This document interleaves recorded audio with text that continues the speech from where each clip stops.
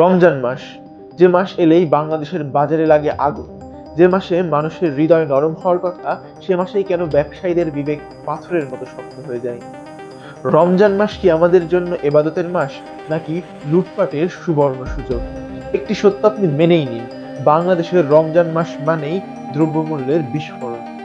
2025-26 সালের বাজার বিশ্লেষণ অনুযায়ী রমজানের আগে মাত্র 15 দিনের ব্যবধানে পেঁয়াজের দাম বেড়েছে 35%, সয়াবিন তেলের 28%, ছোলার 30 থেকে 40%, ডাল 25 থেকে 35%, খেজুর 20 থেকে 25%।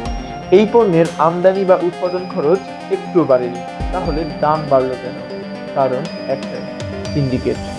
বাংলাদেশের বাজার কয়েকটি বড় বড় ব্যবসায়ী গোষ্ঠী শাসিত গোষ্ঠী।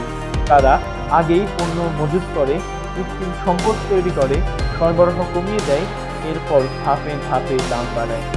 একটি রিপোর্ট অনুযায়ী শুধুমাত্র রমজান মাসে কিছু বড় আমদানিকারক ও ব্যবসায়ীরা এক মাসে 200 থেকে 300 কোটি টাকা অতিরিক্ত মুনাফা করে।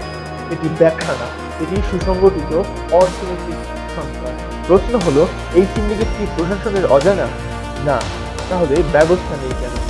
কারণ অভিযানের আগেই ব্যবসায়ীরা খবর পেয়ে যায়, বড় বড় আড়তদাররা ধরা পড়ে, ধরা পড়লেও ছোট ছোট দোকানদাররা পড়ে, মূল হোতারা থেকে যায় আড়ালে।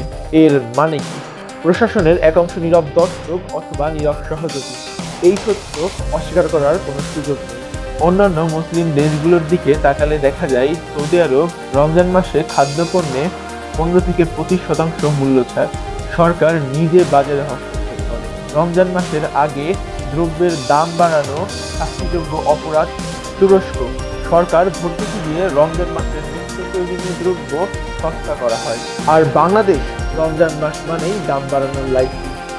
এই হঠাৎ মূল্য বৃদ্ধির জন্য সবথেকে বেশি ভোগে নিম্ন আয়ের মানুষ, গার্মেন্টস শ্রমিক, রিক্সা চালক, দিনমজুর, প্রান্তিক পর্যায়ে খেটে খাওয়া মানুষগুলো, যাদের আয় 15 থেকে 20 হাজার বা তারও কম।